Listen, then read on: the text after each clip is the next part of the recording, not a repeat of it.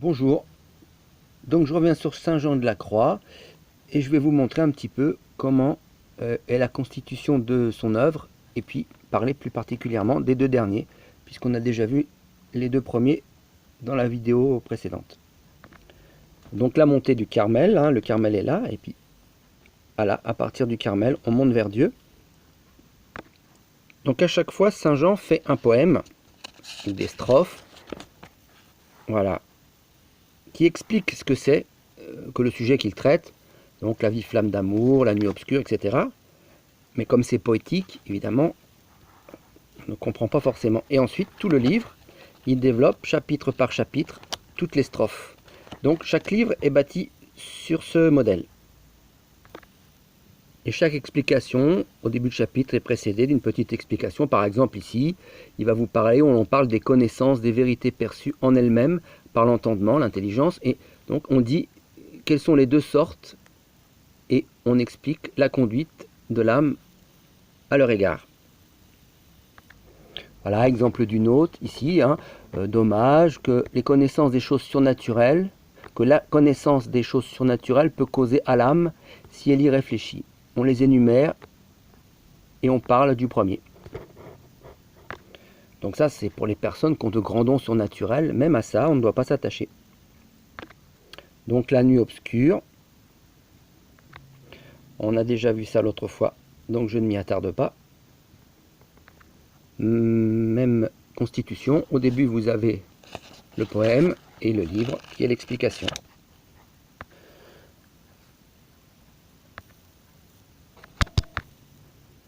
Donc le cantique spirituel. Jésus sort du tombeau. C'est le mariage. C'est le dialogue de Dieu avec l'âme. Il y a un dialogue entre vous et Dieu, entre l'époux et l'épouse. C'est comme un mariage. C'est la récompense après la nuit obscure, après le vide. Le passage des dernières angoisses aux fiançailles et au mariage spirituel avec Dieu. La strophe qui correspond, là, mon bien-aimé me donna son cœur, là, il m'enseigna une science pleine de suavité, et moi je lui donnais en réalité tout ce qui est à moi, sans rien me réserver. Là, je lui promis d'être son épouse. Strophe 18. Et la dernière étape spirituelle, la vive flamme d'amour. La strophe qui correspond aux brûlures suaves, aux plaies délicieuses, aux douces mains, aux touches délicates, qui a la saveur de la vie éternelle, qui paye toute dette, qui donne la mort et change la mort en vie. Strophe 2. C'est écrit, l'âme, embrasée par cette brûlure d'amour, lance elle-même de vives flammes. On brûle de l'amour de Dieu. Pour nous, quoique j'en sache rien, on aura certainement cet état-là à notre mort, mais de grands saints ont connu ça de leur vivant. Donc je reviens un peu sur le passage de la montée du Carmel à la nuit obscure. Quand on passe de la prière discursive à la prière illuminative, parce que c'est pas toujours facile de savoir et de comprendre, puisque justement c'est quelque chose qui ne se comprend pas. Il ne s'agit pas d'arrêter la prière par soi-même. Il faut y être appelé par Dieu. On doit bien avoir les trois états. La sensibilité abattue, plus de goût à agir, mais on sent bien Dieu à l'intérieur. On doit avoir le sentiment de reculer, la peur de reculer, être inquiet, et ne plus arriver à méditer par l'image, par l'imaginaire. Et un attrait pour la solitude. Bon, si on a ces trois points-là, les trois premiers, bon, la solitude c'est en quatrième, mais si on a les trois premiers, bon, c'est un bon signe que c'est la nuit obscure. Mais c'est pas facile à discerner. Pour ma part, bon, j'ai déjà eu de la prière illuminative. Mais Dieu ne vous appelle pas comme ça 24 heures sur 24. Alors quand il arrête, la tentation c'est de revenir au chapelet. Alors, on peut le faire, c'est pas forcément un échec.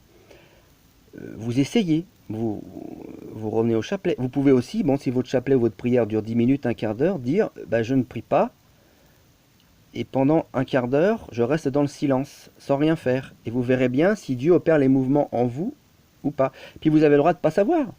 Si vous ne savez pas si Dieu vous amène vers la prière illuminative, si ce n'est pas un péché de paresse, par exemple, de votre part, eh bien vous demandez à Dieu.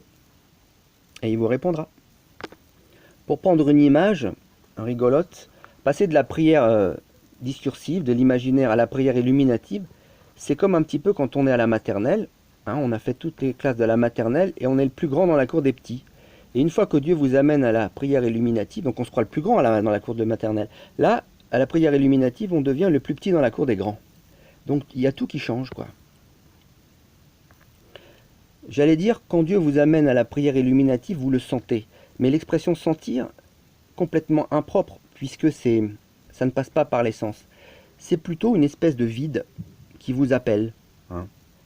Dieu, dans la nuit obscure, Dieu fait le vide. Et ça peut arriver n'importe où. Par exemple, vous pouvez commencer votre chapelet, et à un moment, vous sentez que ça bloque, vous ne pouvez plus prier. Et il y a comme un début d'extase, vous sentez, et bien c'est ça. Donc surtout, à ce moment-là, n'essayez pas par la volonté de continuer le chapelet. C'est ça la nuit obscure. Je ne sais plus quelle sainte. Bon, vous avez récité certainement le Notre Père des centaines et des centaines de fois. Notre Père qui êtes aux cieux, que votre nom soit sanctifié. Et ben, la sainte, elle disait juste Notre Père qui êtes aux cieux. Et ça suffisait. Elle s'arrêtait là. Là, elle sentait une espèce d'extase. Et il y avait même plus de mots, quoi. Pour elle, elle comprenait qu'elle avait un Père au ciel. Il n'y avait pas besoin d'aller plus loin, ça lui suffisait. Elle était totalement remplie par ça, et ça suffisait. Et elle ne pouvait plus prier par l'imaginaire. Voilà, c'est ça, la manière dont Dieu parle à ce moment-là. Et ça ne dépend pas non plus de votre vie.